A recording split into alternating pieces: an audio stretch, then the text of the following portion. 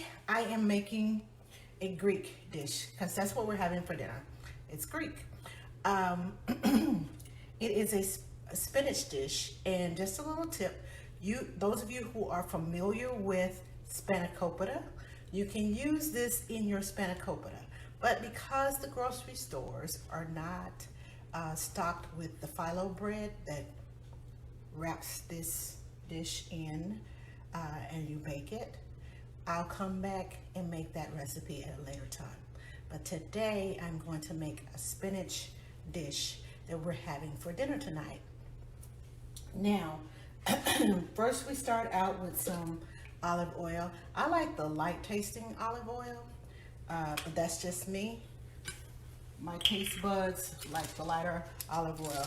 I'm gonna use 2 tablespoons of olive oil, and I'm gonna put it in my skillet. And I'm going to turn the stove on. I'm going to put it on a medium to medium high. Okay, let me make sure. Let me let you see this. That's a medium high, because I want the oil to heat up. And the first thing we're going to do is we're going to take some onions. I took a half a small yellow onion. I like the sweet onions. It's about this big. I took half of it and I chopped it real finely. Hi Sarah, how are you? And I took 4 cloves of garlic. Now, when I say cloves, garlic comes in these little sections. For those of you who buy minced, you can buy them already minced. That's up to you. But I like using fresh ingredients when I can. This is a clove of garlic. I used 4 of these and I chopped it up real finely. And then I used about maybe, I guess about 1/8 to 1/4 a cup of pine nuts. Now these are pine nuts. They are expensive, I will tell you that. I think I paid like $3 for this little bag. So I used, it was a half a cup in here, so maybe I used 1/8 a cup because it's still almost half of it, more than half in there.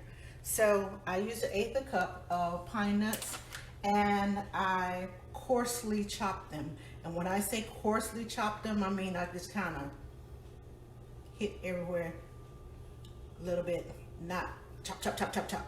So you want it coarsely chopped, because then if you chop it real finely, it's gonna go into like a powdery substance. So now that my oil is hot,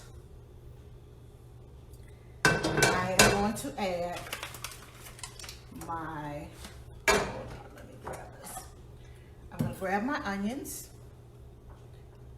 and my pine nuts and my garlic, and I'm going to pour them into the skillet and make sure they're nice and cooked. You want to cook them until they kind of get a little willowy or weepy, as most recipes say. You just want it soft. Mix them up with the oil. And the pine nuts, they taste better when they are toasted. So we're just gonna toast our pine nuts right here in the skillet while we wait on our onions and our garlic to soften up. So I'm just gonna leave that all spread out, because it'll cook more evenly if I spread it out, and it cooks faster too, instead of having it piled up in one big pile. So I'm just going to leave that right there. And while we're doing that, while that's going, you all know I like using fresh nutmeg. This recipe calls for a pinch of nutmeg. Well, this is a fresh nutmeg. This is what a nutmeg looks like. It kind of looks like an acorn. So I have one that I've already used. I'm going to take my microplane, and I'm just going to give it a couple of swipes, since it's just a pinch. There, oh, that smells so good. I wish I had a smell button If I had a smell button, y'all could smell all this goodness going on.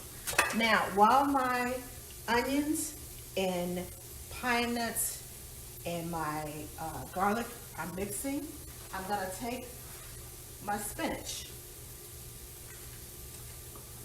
And I'm going to use, because the spinach will cook down, I'm going to chop it up. And I'm going to use some fresh dill. This is what fresh dill looks like. Can you see that? You can buy it in the grocery store in the produce section. I bought this in a small little package. I love fresh dill instead of the one that you can buy in the McCormick's. I love cooking it fresh. Now, before I start chopping, I'm going to stir this up so that it can get brown and soften. My nuts can get brown on the other side.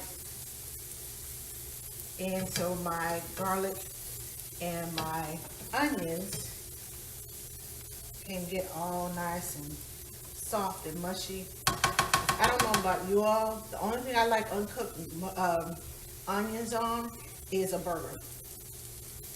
And even then, sometimes I'm picky about it. But I don't like uncooked onions in foods. So I'm gonna use a couple of sprigs of my dill. And yes, I use the ends. A lot of flavor is in this part. So don't skimp out on it. And I'm just going to chop it up. Watch your fingers when you're cutting, please. I'm going to chop all this up. Okay, close it up.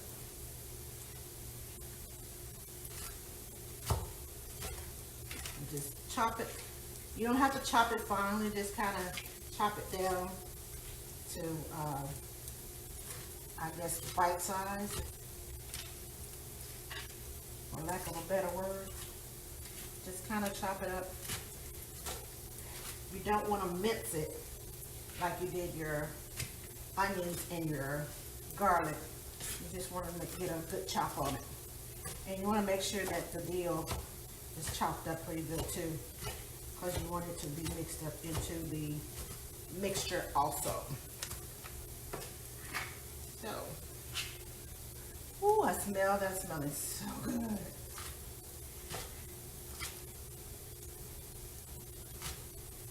Goodness.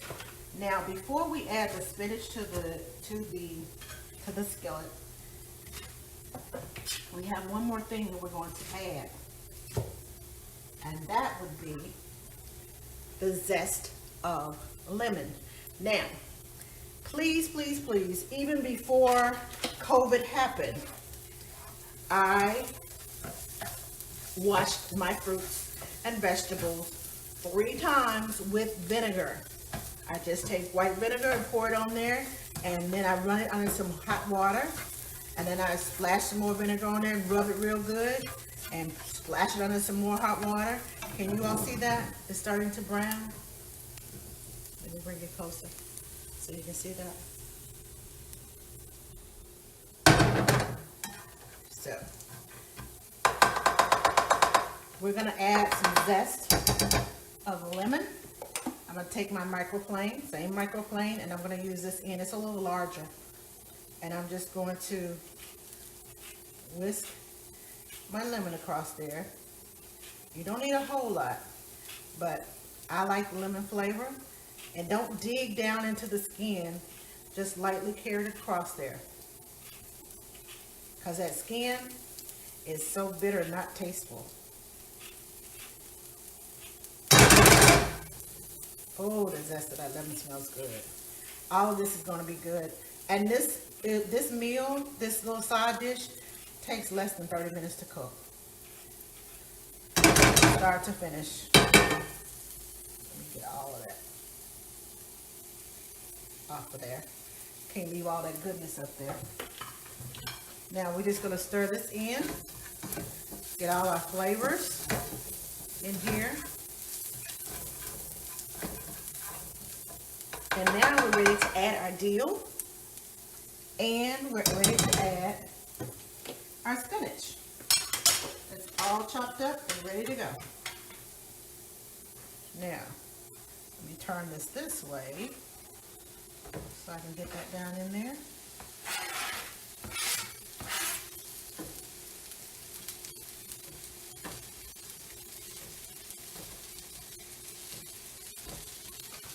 Okay. Now,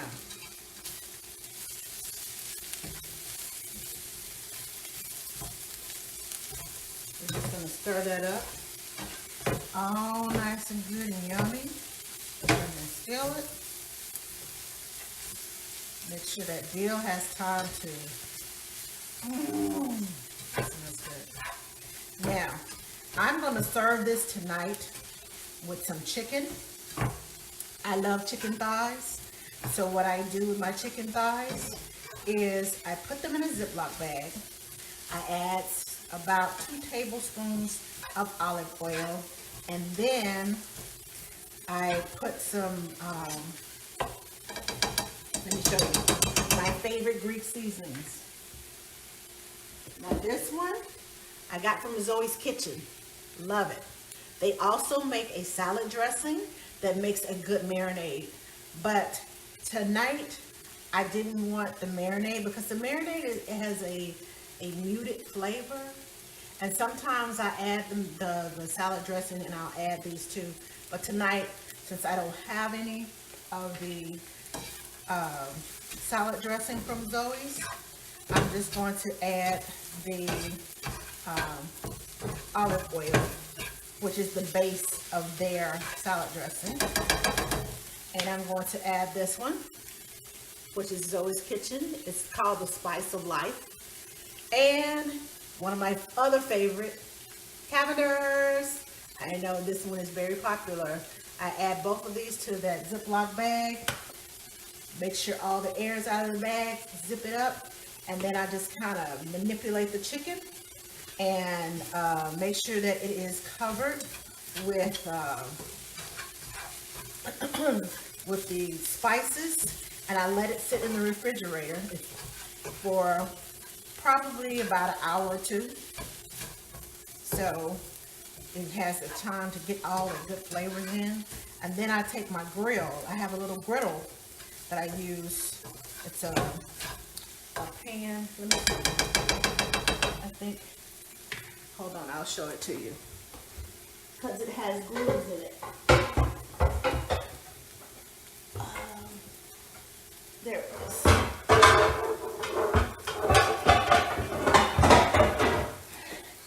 This is my griddle. So the chicken, it has like these grooves in here, and as you can tell, it is well used. It has these little grooves so the chicken doesn't sit directly on the bottom, and it leaves those little grill lines on the chicken. I saute it in here. Yum, yum, yum. And it comes out all nice and yummy and good. And let me put this down. Now, we're done. This is your spinach dish. Now, once it cools off, and you do need to let it cool or else your cheese is going to melt. And it's not, I mean, I guess it's fine if you like melted cheese, but I like for my cheese to be a little not melted. But this is feta cheese.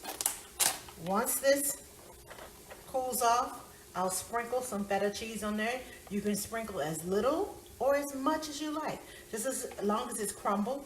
I buy it already crumbled, and I just sprinkle it on top. And it is so yummy, yummy, yummy. And that, along with my chicken, yes, there's gonna be some yummy goodness going on in my kitchen tonight. So that is it for this cooking recipes galore. If you join me in about 5 to 10 minutes, give me 10 minutes. I need to measure out my flour. I'm going to make some cookies. One of my favorite, and you probably have seen me make them before. my oatmeal scotchies, but these are special because I'm making them for my breastfeeding mom. And so I'm going to add a couple of extra ingredients to it. So it helps her to produce more milk. So join me right here on the other side of my kitchen. And we'll see you all in about 10 minutes. Can you hold on for that long? I think you can. I'll be back.